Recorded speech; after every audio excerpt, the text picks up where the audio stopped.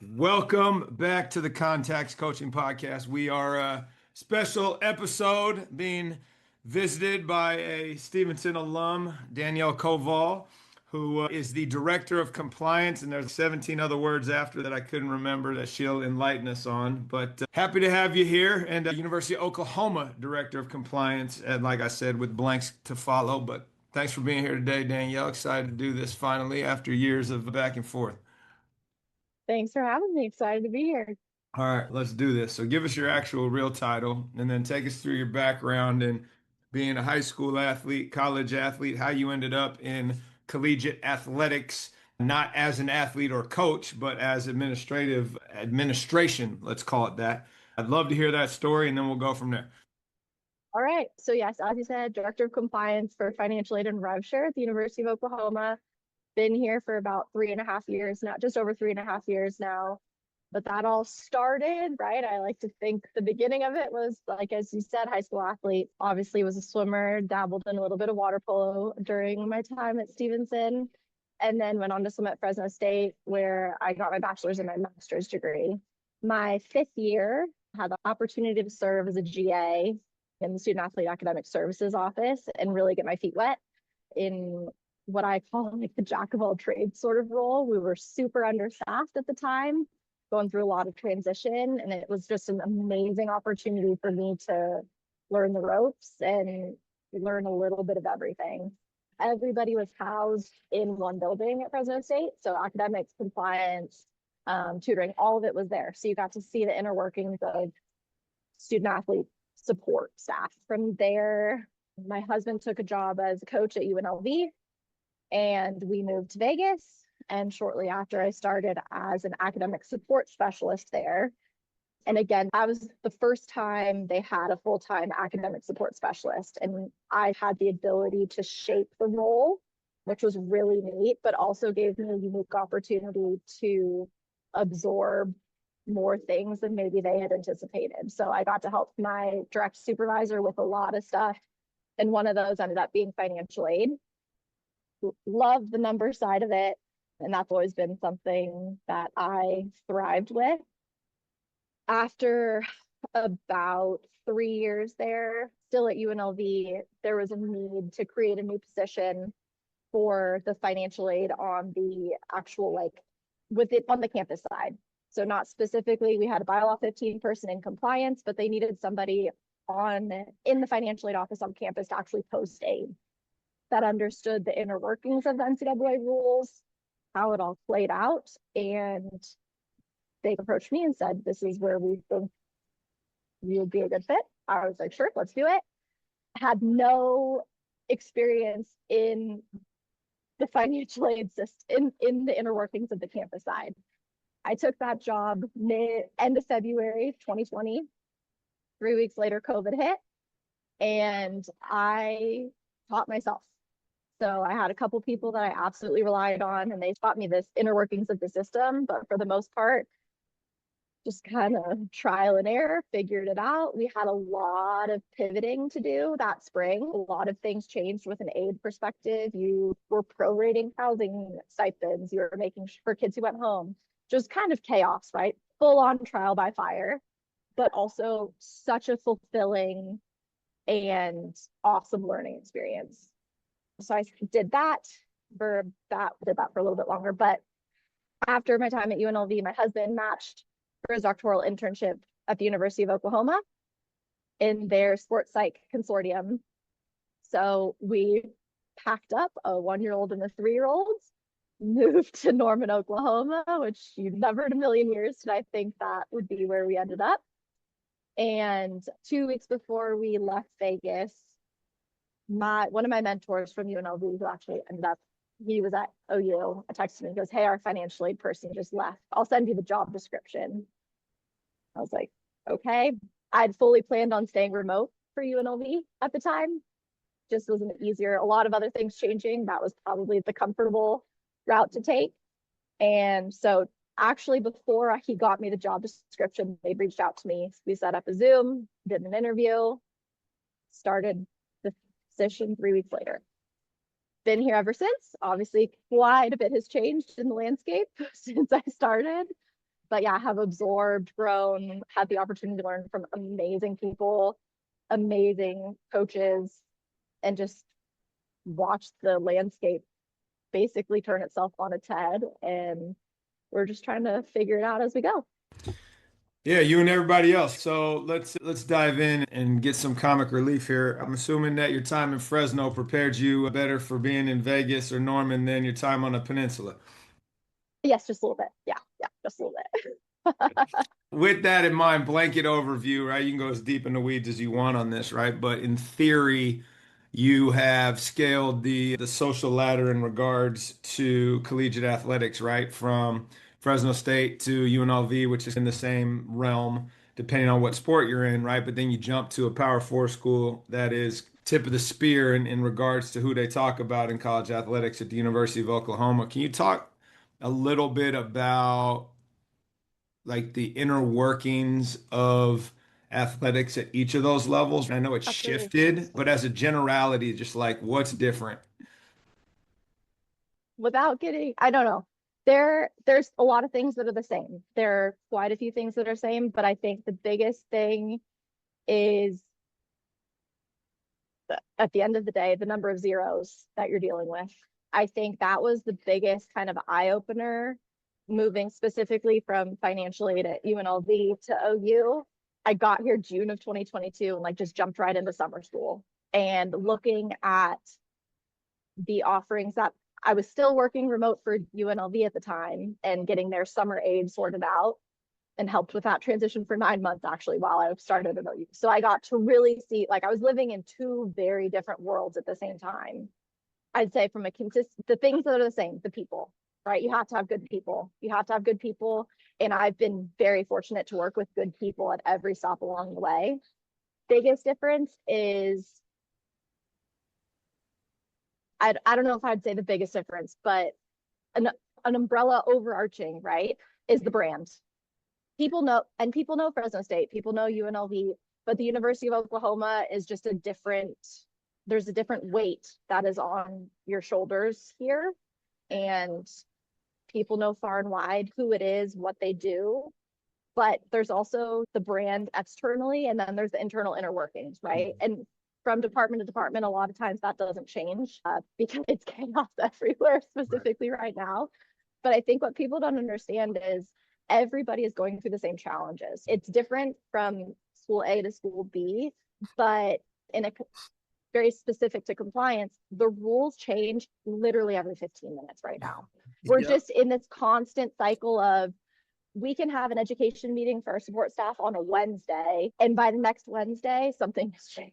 Right, right. Especially in the modern landscape where it's not even that the NCAA is not trying to write policy, which it seems like they've stopped at this point because all the lawsuits just overturn whatever's going on, and then it's all reactive versus proactive, which it once was, correct? Yep. Yeah, you're in an impossible situation. Coaches, administrators, student athletes alike. It's the dichotomy of what we stand for and what we're operating in is just, it's insane. Yeah, I can only imagine. Talk a little bit about the brand piece that you just mentioned. So OU is a global brand. The UNLV and Fresno State, in theory, are, but they're more regional, right? If you're in the area, you're on the West Coast, you know who they are and follow them when they have their peaks in certain sports, right? They jump off the map. But whereas OU, not just in football, right? Not just in the time when they were good at basketball, but softball, all these other places where they just consistently are the cream of the crop. Why? Like, what's different there in Oklahoma that has allowed that brand to thrive relative to, say, your alma mater or UNLV, which was good in their heyday, and now they've just regressed to the mean, so to speak? I think it starts with the people. Again, there aren't a lot of Patty Gassos in the world. There's just not. But there's also not a lot of Joe C's in the world. So from leadership, top to bottom, athletic director, senior admin, coaches, to support staff, right? Everybody has bought in to the culture that Joe, like the precedent he set, and that's we're going to be the best at everything we do. I love, as a former female student athlete, right? I love that women's gym, softball, women's basketball, everybody. You can go down the list in the past 36, 48 hours. We're 11-0. Baseball has 3 wins. Softball has 5 wins. Gymnastics took on the number 5 ranked Florida on the road on Friday night, had a huge win. It's just the consistency across programs is we're gonna have a visitor here. Hold on. Yes, Beth, can you get just dived on me. okay. The consistency from top to bottom is unparalleled, but that's the head coaches at the end of the day. That's what they recruit. That's what they hire when they hire assistant coaches, and that's what they expect of their support staff. So I think it's the culture of excellence that's set. Obviously, you need a foundation for that, though. And then it's the people that you bring in from student athletes, right? Obviously, they recruit in a special way, to the people, your academic advisors, your compliance people, the people who handle the inner workings of it on a day-to-day basis. That's the difference. But if we go back 40 years, because it's like they've always been a powerhouse, right? Yeah. What are they doing different from a resource standpoint or from a promotion standpoint at the OUs of the world, at the UTs of the world, at Florida, whatever, pick one, compared to the state university system in California? Obviously has its own restrictions, but UNLV is not in that base. They're the flagship university of the state. What's the difference there is you had a little bit of a look behind the curtain, and we're not assigning blame, but like they have, that's their flagship university. Oklahoma has Oklahoma and Oklahoma State, right? Nevada has UNLV and UNR. What's the difference? I think it starts with you have a football stadium with 85,000 seats in it, and you're going to fill it every single Saturday that you have a home game. And that's how the whole SEC conference is. Southeastern Conference, at the end of the day, it's going to start and end with butts and seats at football games. And I think that's like your foundation. Obviously, the Big 12, Big 10, those are, University of Oklahoma is a football school, quote unquote, right? Football sets the table for everybody else to be successful. But if you have 85,000 seats that are full every single Saturday, I think we have 170 home sellouts in a row. That means we have 6 or 7 home games a year. Like, you do the math on how many years that is. That's an unprecedented level of support to one program. But then you turn the table, and that's given us the opportunity to expand resources to every other sport on campus. So you have a softball stadium now, where you had it was at Reeves Park 30 years ago. Then you moved to Marita Hines, and that was, I think, could seat 1,200 total with expansion in the outfield fence or outfield. And then now they're in Loves, right? And you have 4,200 seats, again, that are filled every single home game. So then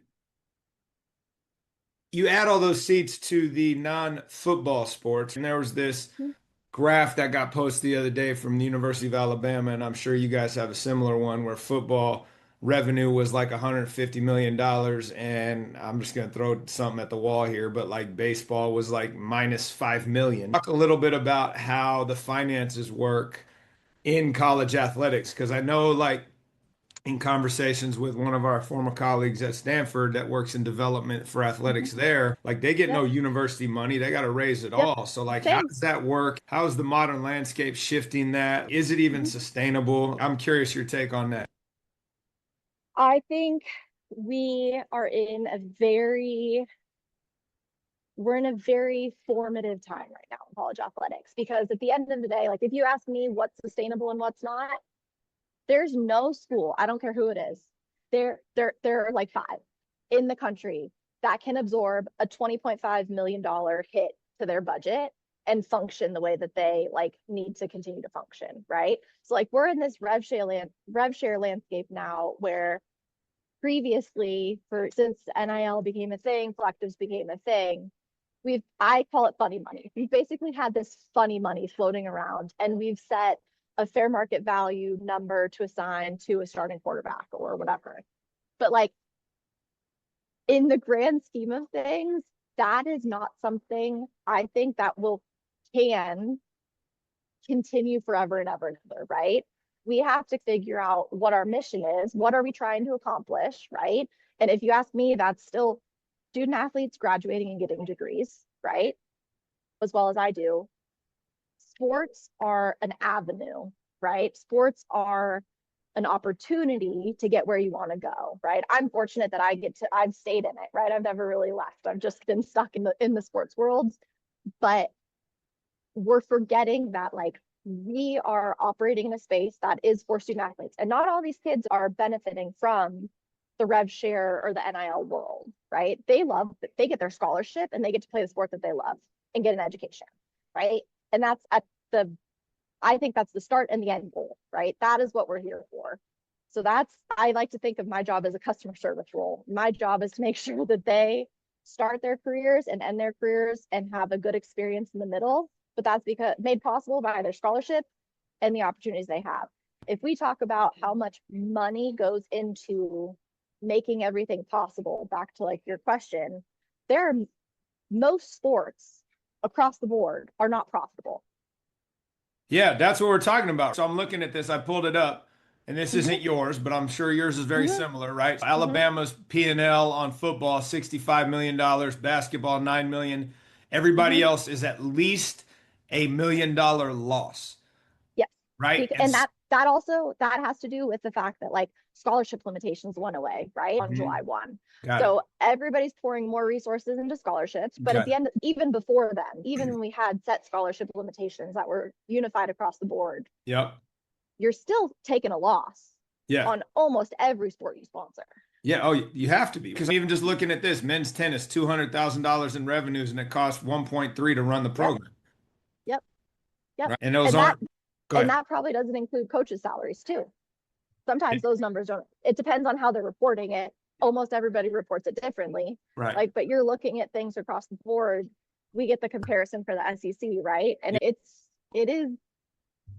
you're operating in the red in most places. Yeah. How much of that, oh man, how do I even ask this? So if you take that $150 million that football generated and their net profit was 90, whatever it is, but that's not ticket sales. That's outside money coming in, isn't it? How does that work?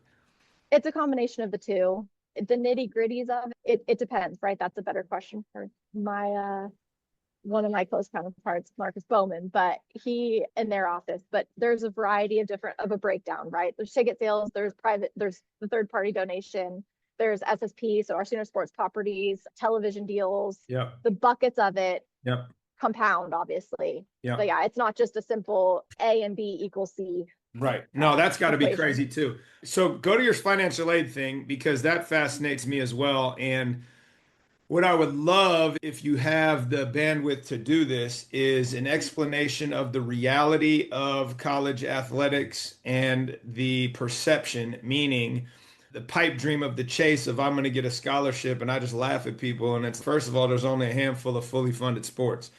Number two, all this money you're spending chasing, you could have paid for your college education 4 times over. But if scholarships are what people are chasing, then what's the financial aid component of it on top of that? So you deep dive. This is your chance to give a tutorial to everybody that thinks they know. And it's, listen, this is how college athletics works, from the footballs and their 85 cap roster, whatever it might be, to the swimming where it's like, hey, you're lucky to get X. Yep. So I guess I'll start with what the world we were operating in, right? So the world we were operating in was each sport had a designated scholarship limit, right? As defined by the NCAA. So I'm going to use baseball as an example here. Baseball had 11.7 scholarships. Think about like your 40-person roster. Correct. So you got 35 to 40 on a roster, depending on where you are and depending on how that coach wants to build his roster. You do the math, right? 11.7 divided by 40, 11.7 divided by 35, right? We would have maybe 20 to 25 guys on scholarship. Okay. And I'll keep using them as an example. Their standard scholarship was tuition, fees, and books. So your bill is paid, but you're funding your way for housing, all the food you need, and anything on top of that, right? And what people don't understand is a scholarship, right? But a scholarship is not the same from one program to the next. So baseball they could call a scholarship your tuition, fees, books. There's your scholarship. That's what you signed for. Football was a headcount sport. So it's 100%. Hold on one sec. Yep. 11, let's just call it 12 for the easy math. And what the NCAA allowed was 12 full scholarships that was tuition, fees, books, and housing and meals. No, yes, so that, and then you But then they divide it could up. break that up and do what They they could want with split it. it. Okay. Correct. Yeah. So in the previous landscape, that's equivalency. So that could be split up. Baseball had a limit, so they could only they had to give somebody a certain amount, but you couldn't go below it. But still, you can split it up. So you But could by give somebody divvying 30. up what you said, tuition fees, books, you Mhm. basically double the amount of money you have Correct. for your Correct. team. So you go from That would, 12 to 24 by splitting it in half. and then you have the formerly headcount sports. So like football, volleyball, women's tennis, gym, basketballs, where you only could give a scholarship, full scholarship, 100%. So that's a head count sport. We call it a 1.0. Basically, you just have counters. So you have 14 people on a roster, 14 people on aid for women's basketball. 15 was the limit. You get the idea. Now we've moved from a scholarship limitation world to a roster cap or roster limitation. So baseball, instead of having 11.7 scholarships for 38 guys, let's say, they've said you can have 34 on your roster. You can give them all a full ride if you want, and if you can afford it. That's the key, right? Because each university has to decide how much revenue or money, resources they want to put towards those roster limits. Yep. Yep. So you have a men's golf team, right? That's their limit was previously 4.5. They have a roster cap of 9 under the new house settlement limits. Do you want to double their scholarship offerings? Do you want to give them 9? Do you want to leave them at 4? Do you want to leave them at 6? So fall of 24, we met with every single coaching staff internally, obviously after significant discussions. We say, this is your roster number. These are the scholarships you're offered. And here we go. This is what you'll get in Rev-Share if applicable. I'll let you assume how all of those conversations went, right? Let's stick with the baseball conversation, right? And golf. Those are the two you brought up. So they're meeting with the AD, and golf goes from 4.5 to 9, and they're like, "Yeah, I want to fully fund all 9." And the AD is cool. How are you going to do that? Or is the AD like, "All right, let me write this down, and now I have to go find that money as part of the rev share?" Because that's a whole different thing that's new as well. So you had Yep. the collective world that's phasing out, and then you have now revenue Internal. share, which I think is what, 20.1 million or something crazy like that each university can dole out. 20.5. And then there's a mandatory deduct off of that. So the first 2.5 million of new scholarships you gave counted against the cap. Right.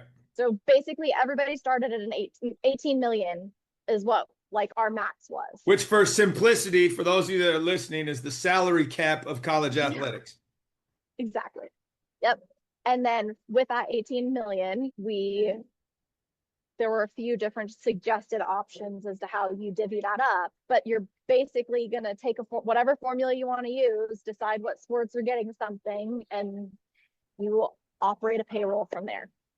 Yeah, which is wild. Okay, so then how does the financial aid piece factor in, right? Because you going way, way back, right? Where if you were still in the equivalency sport, and let's stick with baseball, you have 12 scholarships, you have a 34 player roster, and you're applying for school and you qualify for X number of dollars in a Cal grant, in a Pell grant.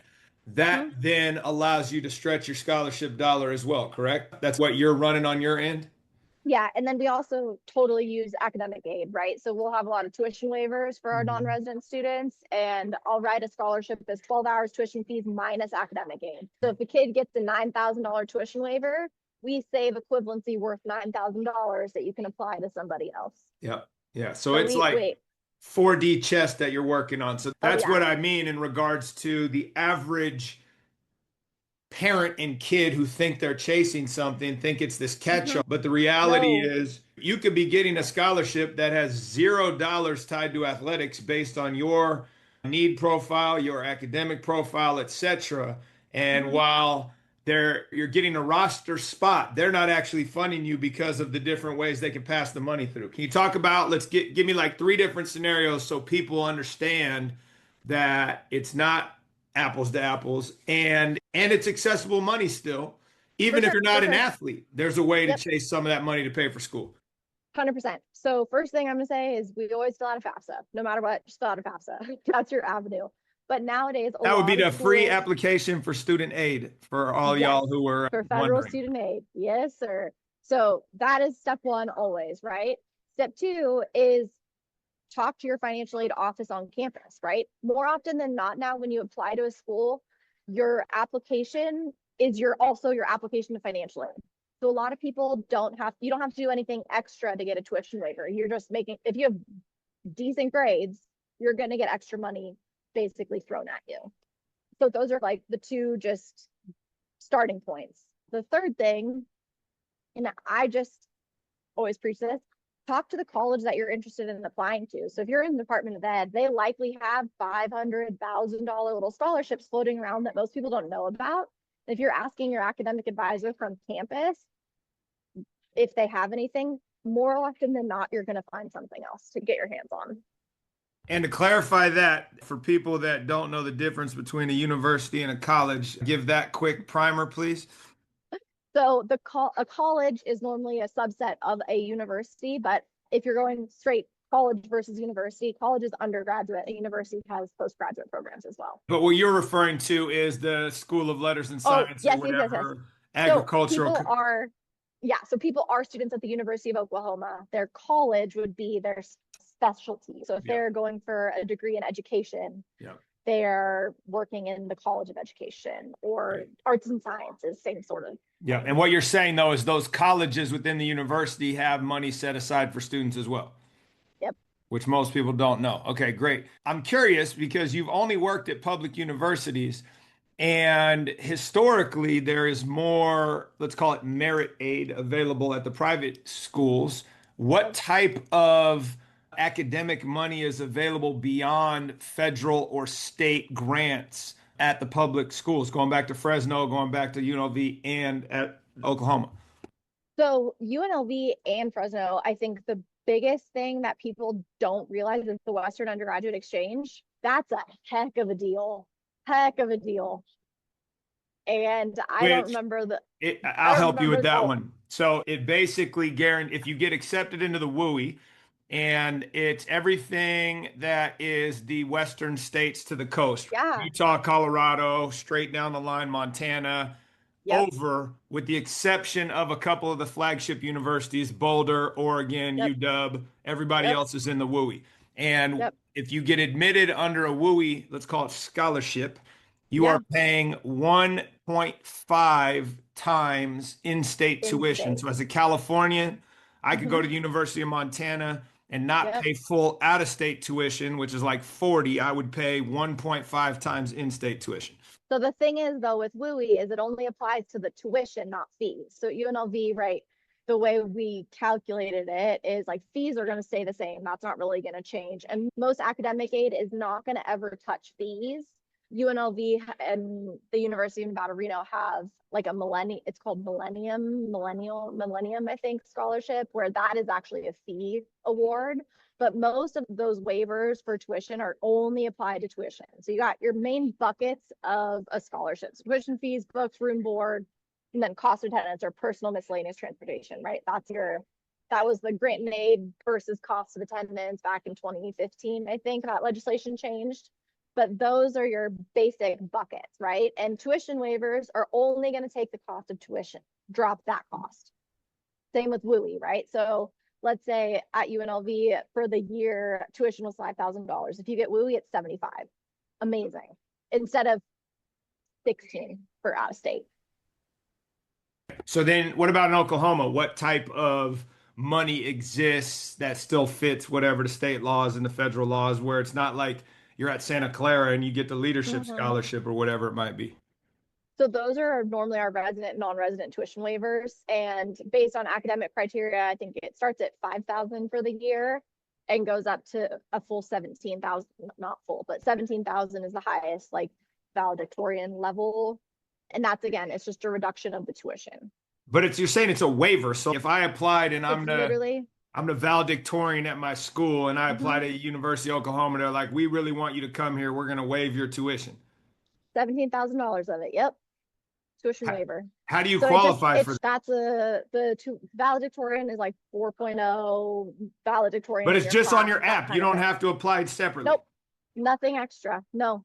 So we have transfers come in, and transfers, the minimum qualification for academic aid is a 3.0 GPA. Right. And 2 semesters complete. So I'll have transfer come in and they get $7,000 of a tuition waiver. Okay. Fantastic. That saves $7,000 of equivalency for their coach to allocate to somebody else. Amazing. Right. So then what happens if that's the case for every rostered individual? Man, I don't even know how to ask this question. Who then needs the additional money? Because shouldn't everybody's number be coming down in the modern era of 3.0?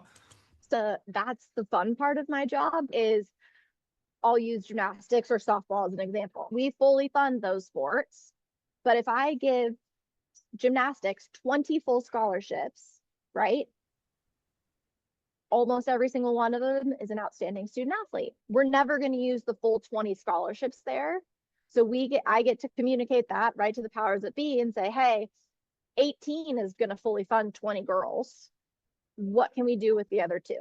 And that's been the fun sort of landscape because we've never lived in that world for all of our sports. That's only been an equivalency specific conversation.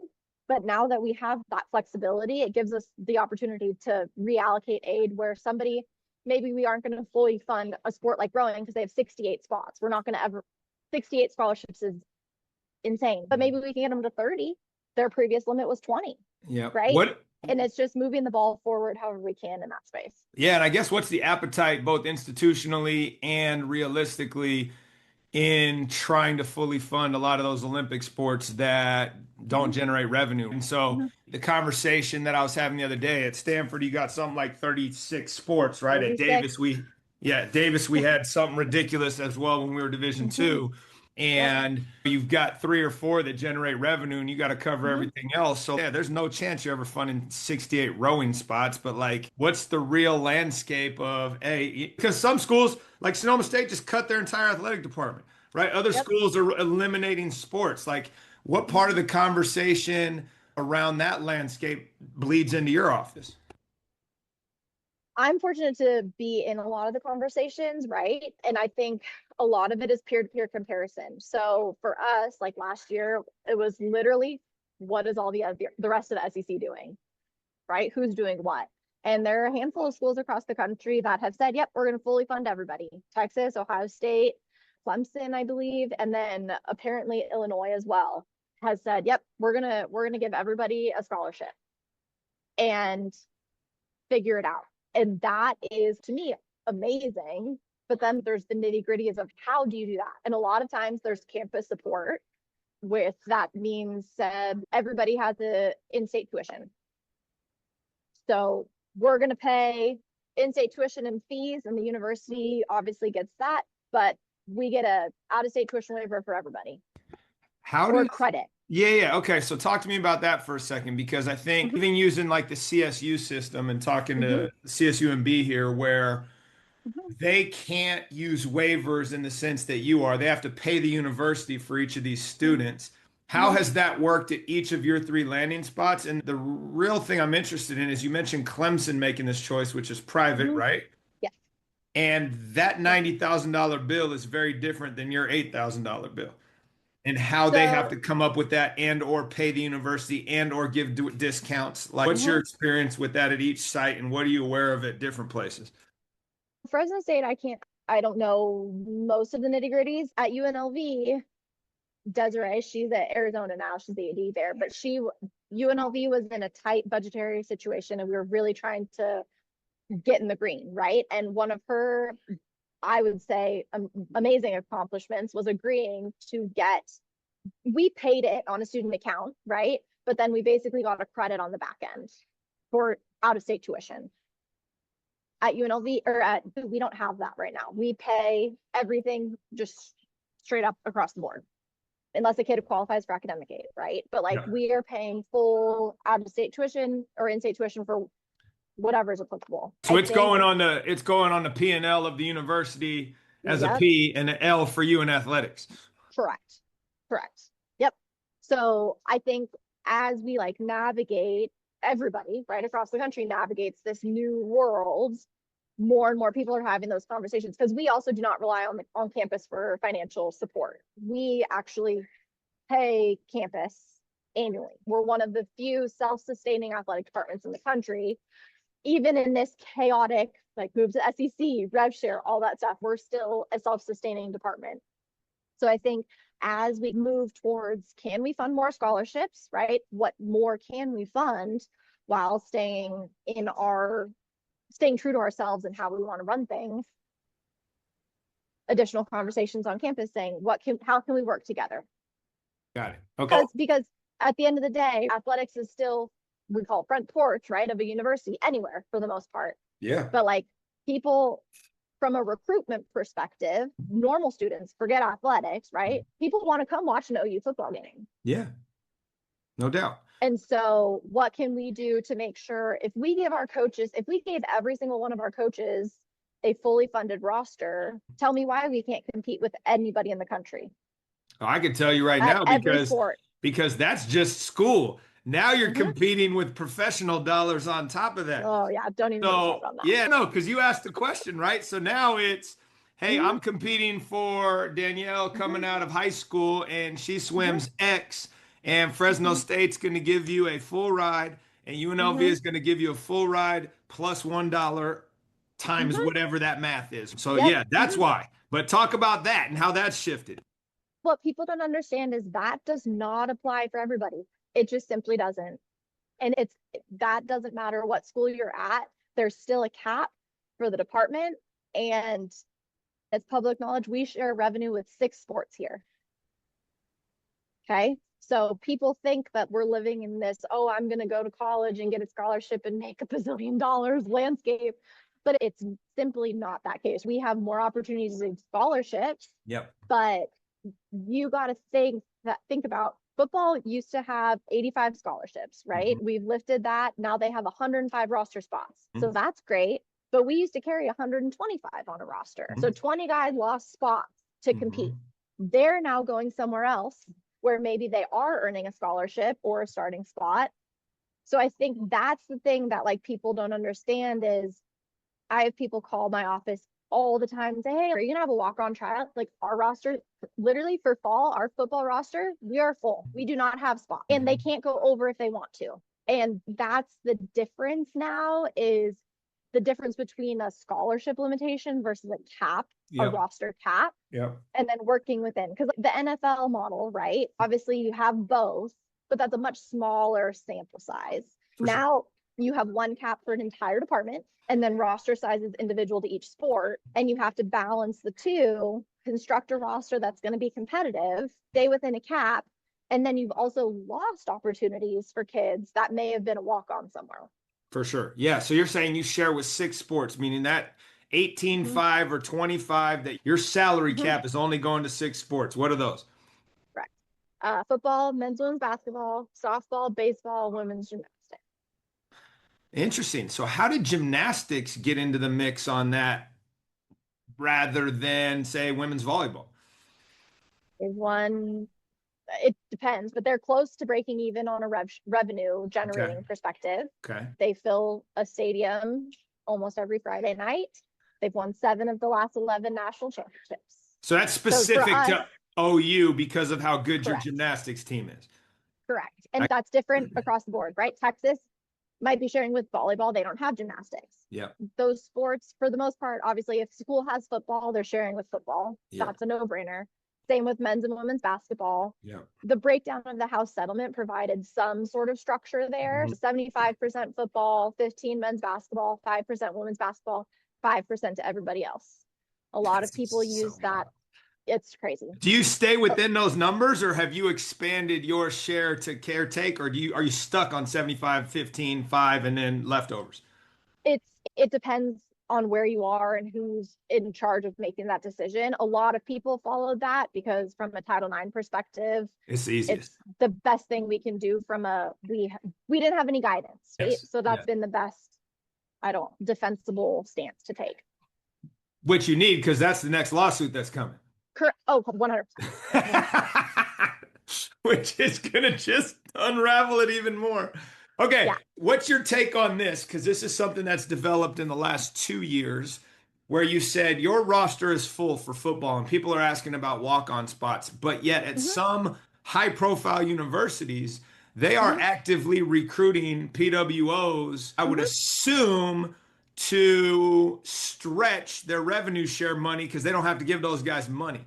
Mhm. And we are the beneficiary of that on occasion where someone's going to end up on a roster that traditionally wouldn't For have sure. had a chance because they're like, you got anybody that can fill this roster that can Yep. compete and they don't need money. Talk Yep. to me about that because I got asked by one of our alumni parents. He's like, how are kids from Lawrenceville, from Stevenson, from these historically schools that aren't placing people at Notre Dame, at SC, at Mhm. Northwestern? Now you're placing people here. How's that even happening? Yeah. So I think that's the balance is right. For lack of a better term, you have your practice bodies that you need, right? You need bodies for practice. And we've cut 20 of them literally in the past 18 months, really. Last spring, we were going through all the cuts, right? So I think now the benefit to kids is that 85 limit lifted. So a lot of people who used to be preferred walk-ons and they were still paying their own way. Now people can give them a scholarship and they don't give them Rev-Share because maybe they're not meeting the threshold of what they would offer. So you can stretch that dollar further because they get a scholarship and that's enticing guys to come, but you're losing out on the ability to carry the extra bodies that you used to. That's what So I we've thought. Yeah. Yeah. So we have a few guys that like previously would never have been on aid. Now there's a no scholarship limit. You just Right. decide what you can afford from a budgetary perspective. Yeah. You Yeah. can give a handful of those guys a scholarship that would have never gotten one before, Yeah. and then they're just not getting rev share. Okay. Let's stick But the with kid is, football first. This is mhm, always interesting to me as well. yeah, Without getting too much in the weeds on your own roster, but let's say we have 104. Is that what we said? we have 108 right now. 108. Of Yeah. that 108, how many are getting rev share? And of that 108, where is you get 2,500 bucks a month because you're on the team limit? And then where does it ramp up? At 20, at 50, because I'm curious like where that cutoff is for each step in the roster. Yeah. So I think the cutoffs are going to be different no matter where you are, but I'll go through the chaos of the past 2 months. Perfect.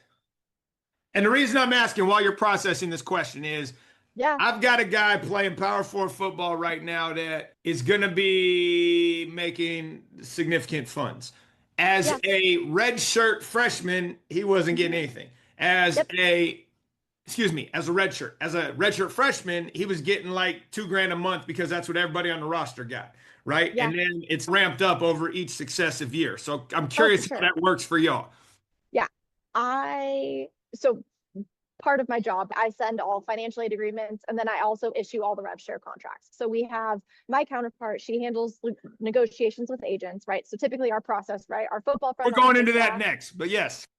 I'm just going to give you like background for how we get to where we're getting, right? So early signing day for football was what, December, beginning of December. For the 2 weeks leading up to that, dollar amounts had been finalized and communicated, whatever. Contracts are final. We're prepping to get everything sent out. So they get a financial aid agreement and a rev share agreement. That was great. We signed 24 kids. Fast forward a couple weeks, transfer portal opens January 2nd. Wait, so those were just freshmen. That was our early signing day for freshmen, Got it. 24 freshmen. Okay. So that's chaos, but it's organized chaos because those kids are committed, pretty clean generally. Transfer portal opens on January 2nd. But in between freshman signing day, the end from our last game was December 19th. Between December 20th and January 2nd, conversations are had, renegotiations are happening. And between December early signing period and really what today's February 16th, end of mid-January before the semester starts, our front office staff negotiated 90 contracts for returners, transfers. You're redoing annually between 75 and 90 agreements, depending on who's entering the portal, who's returning, who's not. Okay, so that's 24 and 90 doesn't add Yep. up to 108. Because there's just, right? I guess 24 is including in the 90, right? we're between 80 and 90 guys that are receiving a Rev-Share contract. The threshold and the layers of it, that's all scouting. That's how they've split it. I think there's the baseline, the basic level. There's like the middle of the tier kind of, you're playing. And you don't need to spell it out. I think we all understand that. I'm just curious how many. Yeah. So you got 5 guys making shit ton of money. You've got 100 making a stipend, and you've got just I think you're pretty much dealing with probably your 15 to 20 at the top. Obviously, there's outliers within that group, right? Of course, yes. But that's your 15 to 20. Yep. And then you've got 60 to 70 right there in the middle. And then there's a couple that are more like stipend level stuff. Yeah. Oh, sorry. I turned the mic off, not back on. That's what I thought in regards to if you are a starter in the SEC, your baseline is X. And if you are a NFL prospect, it goes up, right? But if you're a backup or a third string or you're a red shirt, there's just like an entry level, almost minimum that you're getting, which is wild. All right, let's go. Go ahead. That's a delicate balance right now. And what a lot of schools are trying to work on is, and our front office staff and our coaching staff have done a fantastic job making sure that you're not overpaying for a high school senior and ruining culture that's been built in the locker room, right? Because if you have a junior coming back, maybe did a portal, whatever, here, ready to start their junior season, and they find out that there's a freshman coming in making $200,000 more than them. Right. What does that do? It's just an impossible. The one thing that I have noticed, and tell me I'm crazy on this, is going into this next year, you've almost gotten back to what it once was, where you come in as a freshman, you redshirt, you don't play as a redshirt freshman, you start playing as a sophomore, and then maybe junior and senior year, you're a full-time starter. The transfer portal has almost created that again, where these kids are leaving and they're finding a home, and you do have third year, fourth year kids either that have transferred in or they have been there the whole time, to where there's almost this veteran hierarchy that we lost for a while that's coming back. Would you say that's accurate? Yes and no. I think where it really gets tricky is like all these waivers that are being, you get some guys got their 9th year of college. Yeah, I saw that. That's where it really can mess with things. I wouldn't say that there's freshmen that can't come in and start right away. For sure. We see that. But that's how it's always, but you're an outlier. But the transfer portal definitely adds a layer of complexity to that. And then we're in a really chaotic space as like the transfer portal has aged a little bit. And we have a little bit more of, now we're doing more of, okay, we lose one, we get one. So if we lose, this is what we're going to look for. Or maybe we need more depth here. I think coaches are shifting back to that like we're going to recruit and develop out of high school and then use the transfer portal more as needs. And then this is something that I have to just share on the portal. People don't understand that the transfer portal, like the grass isn't always greener. Oh. The stories that we've been hearing, and it's been the same since the start of it. Yeah. But like these kids that are like, oh, I'm going to hop in the portal. Oh my God. You hear it's not as simple as I'm getting in the portal and I'm finding another home, especially in a roster cap world. Yeah. It's impossible. Isn't it like a 40% retention? I think it's less now. I think it's like 33 to 35% specific to like football, right? Yeah. You have people who enter the portal and they never find a home. Correct. And that's up or down the ladder, not even lateral move. Oh, like their college career is over because they decided to go on a portal.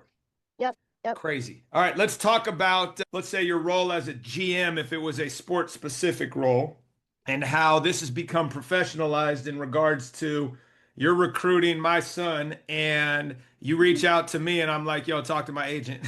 And you're like, okay, what? So, and I know that's real, right? Yeah. So take me through the modern reality of recruiting both high school kids, transfer kids, and you said the portal opens on January 2nd. Shit, come on. These people are already contracted, verbal agreement, do not contact, go through the whole thing. So here's the perfect kind of example of this, right? And I've obviously done this for a little bit now. So we used to have kids where it was like, oh, I have a bursar hold on my account. I can't register for classes. So end of it was mid-January, right? Portal's over. We have a kid who's declared for the draft, but he's going to finish his degree in the spring. So he needs to enroll for spring classes. He had a hold on his account from parking tickets. Okay. So he can't register for classes. He tells his agent, hey, I have a hold. I can't get enrolled in classes. Agent calls football front office, calls me. And then I get with campus to get him a link for him to pay it. But it's like a kid used to call me and be like, hey, I have a hold on my account and I can't register. What do I do? Like I just say, hey, log in, pay your bill. You're good. Now it's as simple as that. Like the little things are even becoming things that go through agents. It's wild. It's wild. How are we preparing these students for the real world? Calipari said something the other day where he was like, look, this kid's making $2 million. I don't know if you want my answer for that. I do. I 100% do. But he made a great comment. These kids are making $2 million to play basketball. They're not going to be pros. And then they're going to go have to find a real job making minimum wage. What are we doing? Yeah. I think. And hold on. And I don't want it lost in translation that we're talking about one or two sports at the tip of the spear. It's not, forgive me. Not everybody. But my alma mater, UC Davis, is not putting people in this situation. Neither is your alma mater. So what are we doing? So I think there are a couple different ways to approach that question. The first one is that at the end of the day, we've forgotten, right, that you are handing, in some cases, life-changing amounts of money to 18-year-old kids. Because they're kids, okay? And we can't expect, without the proper guardrails in place, and the supports when I started financial aid, I would have parents call me when a kid got his first stipend check. Okay. $1,500.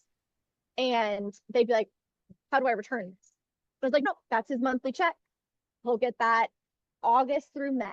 Okay.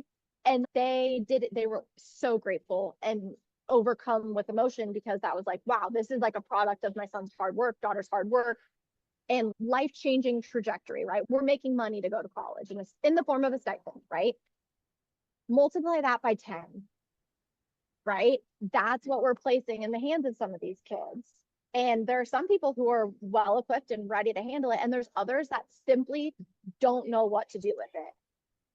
And we need to make sure that we're doing our part to educate, right? Provide the resources we need, but then also teach them to be adults along the way.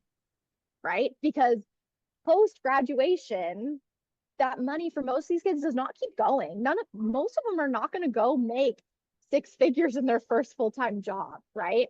So it's making sure that we're balancing the fact that you're here to play a sport and go to school and play a sport.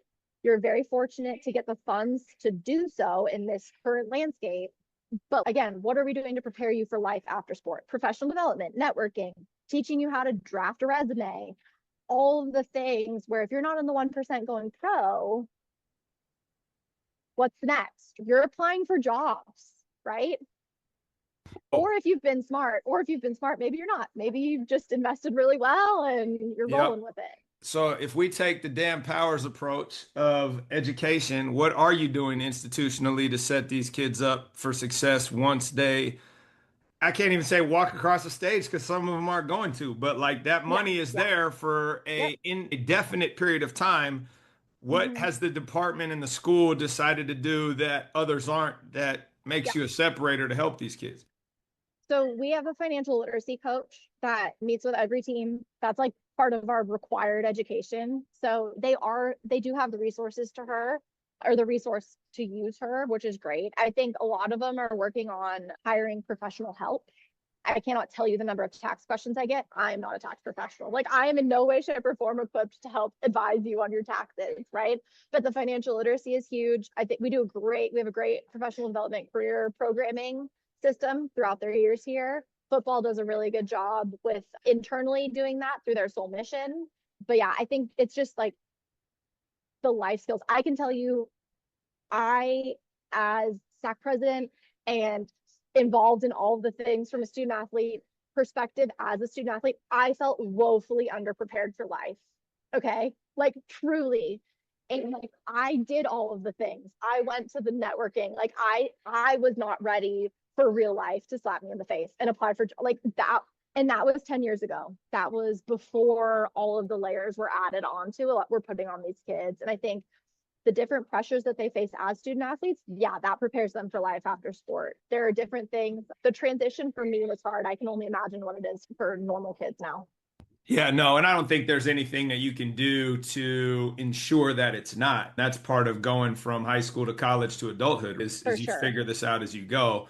Yeah. Plus, it's not like the rules aren't changing in that space every year as well, based on the whims of whoever happens to be in elected office. Man, long conversation. We're not even halfway into this, but we're gonna have to wrap this up. Because of the world in which you sit, I'm curious what your answer will be on this question. And I always ask this as a how do we challenge our belief system question, right? Because the modern world and the algorithms all want to just put us in echo chambers and tribalism. So I'm curious how you seek out dissenting voice, but the question then becomes, what have you recently changed your mind on? Whereas I used to believe this, now I'm over here and here's why. And you have a gamut of things, right, that you can draw from. It doesn't have to be about athletics. It can be about parenthood. It can be about where you live. It can be about whatever. But very curious. I'll let you wrap with that. Yeah. I think probably over the past like 12 to 18 months for me, something that, and I think it applies to all areas of my life, is that it doesn't have to be perfect. And that has been something that I struggled with. You've known me for a really Yeah. long time. I don't do anything less than 100%, whether that's parenting or working out or life. And that kind of goes back to that transition out of college athletics. It took me a really long time to learn that I could get a 30-minute workout in and that was okay. And that's like a silly example, I feel like, but it's so real. Yeah. And that transition from you have to operate at this level at all times in everything you do, that's like innate in my being. That's who I am. And I think, and part of it is just like having grown up a little bit and just been in it, but there is a level of being human to it and accepting that mistakes happen. And yeah, you will try your hardest to never make a mistake, but mistakes are going to happen. Oh, And I think that has been a very profound area of growth for me over the past year, because I can pour my heart and soul into something, anything that I do, and I will continue to do that. But there's always a level of, you have to give yourself grace, yeah. especially specific to work in this landscape. Things are changing. And being able to say, hey, like we made a decision on something. Maybe that was right for us 6 months ago. Yep. But it isn't right now.